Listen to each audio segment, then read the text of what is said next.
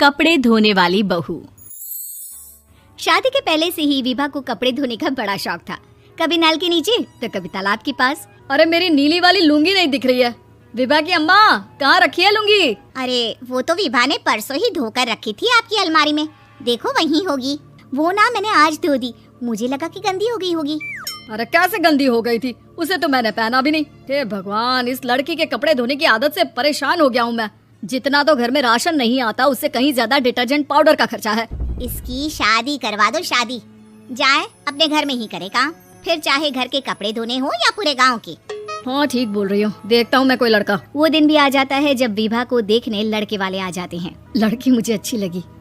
होने वाली सास कहती है, बेटी अगर कुछ पूछना है तो पूछ लो।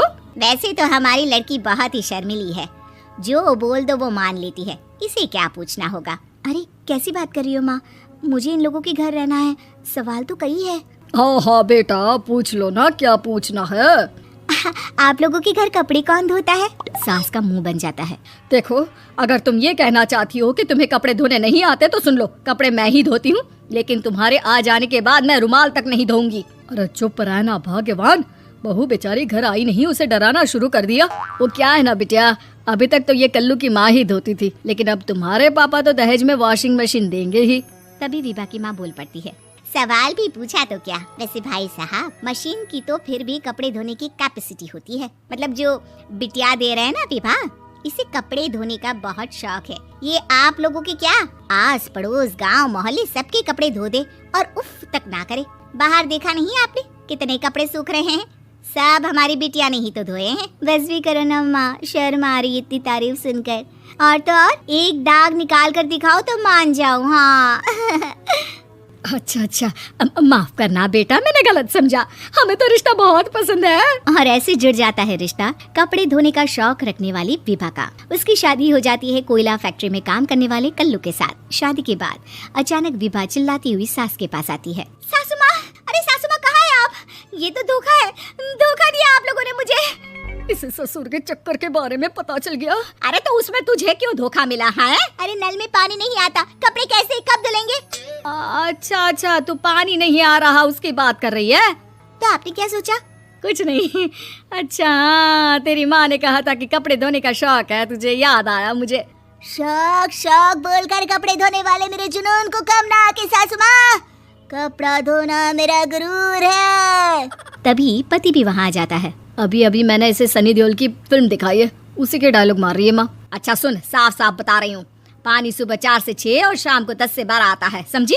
विभा टाइमिंग सुनकर हैरान हो जाती है। ये क्या भूतों का मोहल्ला है?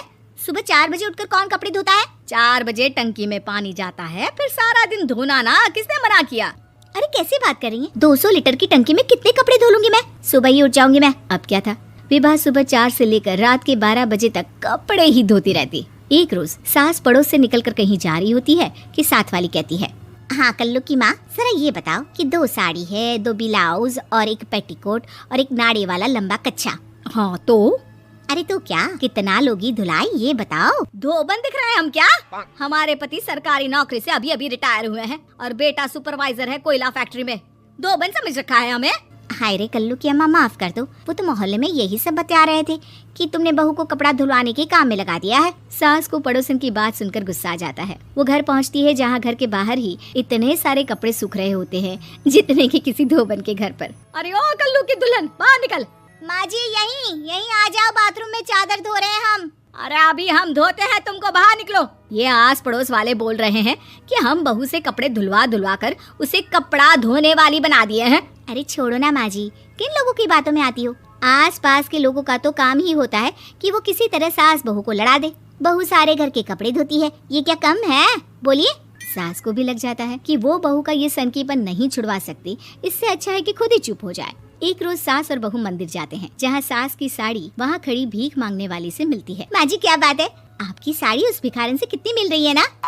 हाँ देखो तो, दोनों की साड़ी मिल रही है। क्या बात है कल्लू की अम्मा, तुम खुद को तो अफसर की बीवी बताती हो और ऐसी सिंपल सी प्लेन साड़ी पहनकर घूमती हो। सिंपल और प्लेन नहीं है ये साड़ी। तो क्या सोने के धागे से फूल बने हैं? कुछ भी सासू माँ, कुछ भी। हाँ बने थे इस साड़ी में सोने के धागे से फूल। मेरे पति लेकर आए थे मद्रास से स्पेशली मेरे लिए 10,000 की। लगता है भाई साहब इस भिखारन के लिए भी सेम टू सेम साड़ी लेकर आए होंगे 10,000 की।